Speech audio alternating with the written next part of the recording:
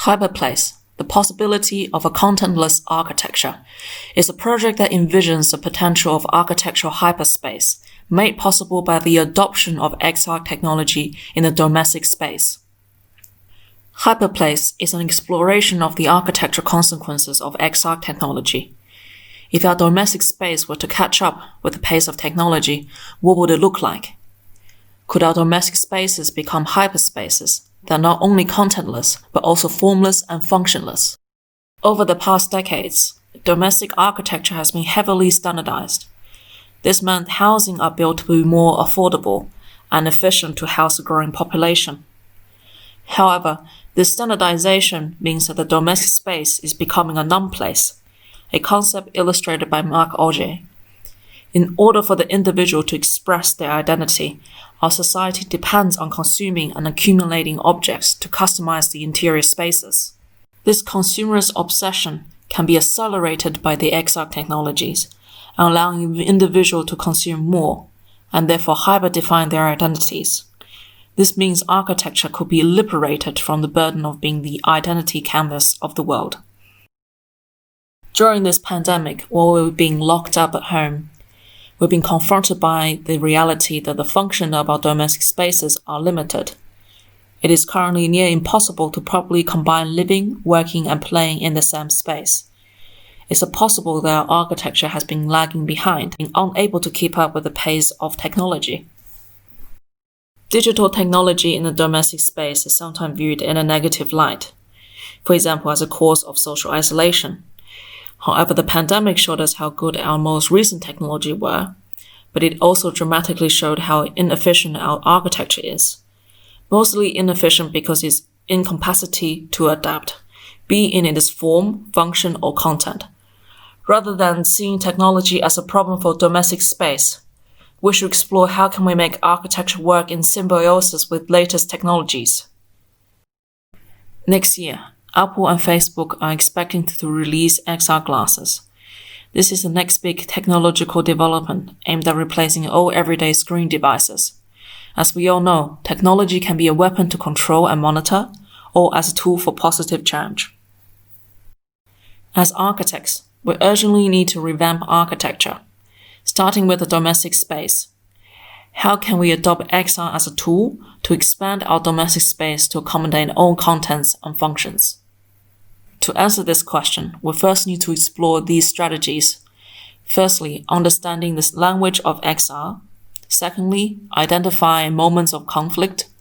Thirdly, design the spatial identity of XR. And finally, revamping the architecture space to meet the individual's needs of all content and function. First, let's take a closer look at XR technology. XR is simply the combination of AR, VR, and MR. Augmented reality or AR overlays content onto existing space. Virtual reality or VR visualizes the imagination while being detached from the physical space.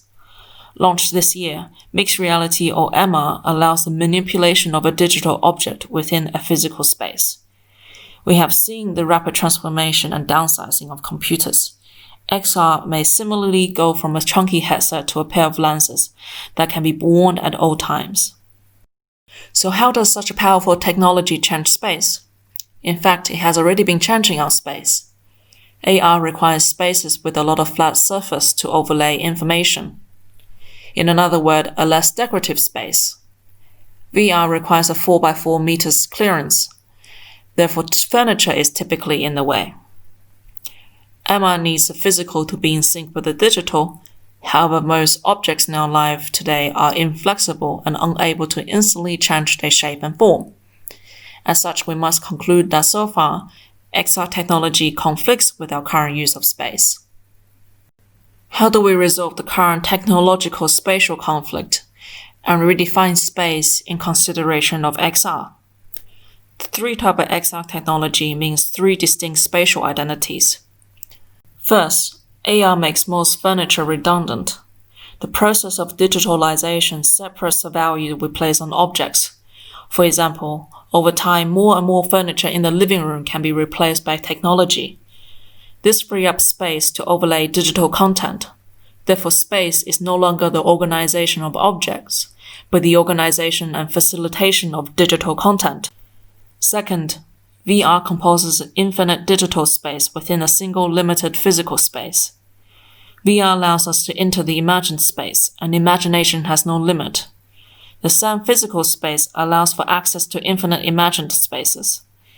Therefore, space is not defined by its specific function, but its adaptability to experience infinite imagination.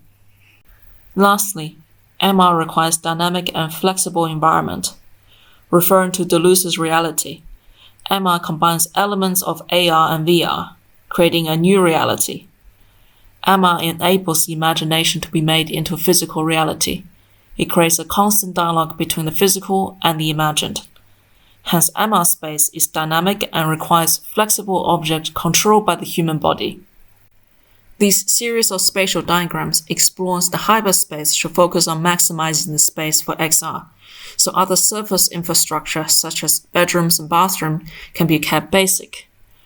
Through the exploration, it becomes apparent that it is possible to create a single space combining these three XR spatial identities. Like Photoshop, the computerized digital world is made out of pixels in various resolutions. For architecture hyperspace, the physical space had to be in sync with the digital. Therefore, the project proposed a physical grid system consists of joints and bone structure in a hierarchical order. This is supported by linear actuators to enable the control of a refined movement. The material on these actuators is a stretching multi-layered fabric. This mechanism can be standardized for all walls, floors, and ceilings of a space. Combining camera tracking and motion sensors enables the actuators and bone surfaces to be mapped precisely to the movement of our bodies.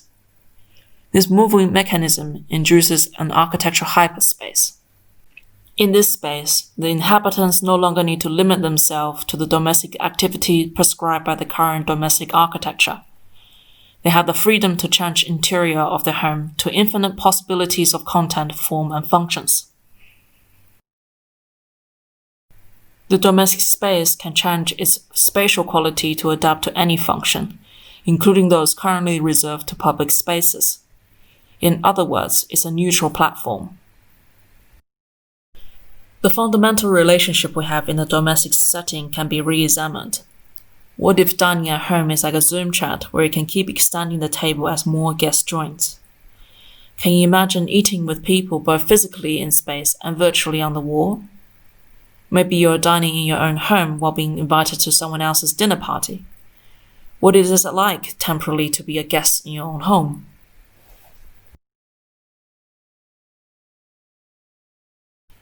It is to be expected that the technology will continue to improve. Over time, technological advancement enables the moving mechanism to be further refined to smaller grids, hence high-resolution surfaces. We no longer need to conform our body to the standardized dimension of the furniture. The surface can bring out playful interaction with space that we have never thought of. The inhabitants of this space will be on a journey to discover the new functions of a domestic space. Although the proposal mainly focuses on the interiority of the home, one may speculate how this could be inserted as buildings in unknown cities.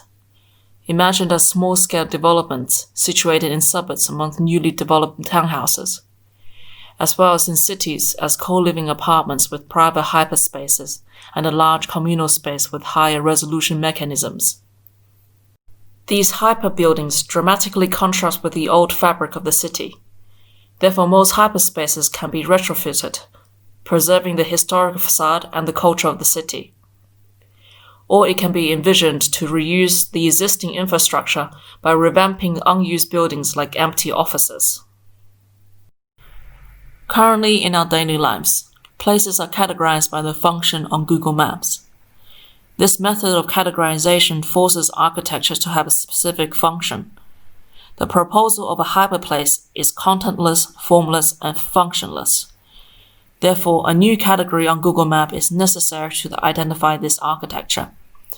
This new Google Map icon can be seen as a territorial strategy.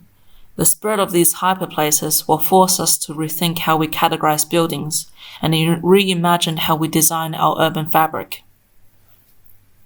The project proposed that through embracing XR technology, there's a possibility for an architecture in which we continue the trend of consuming more, without the dependency on the material or other finite resources.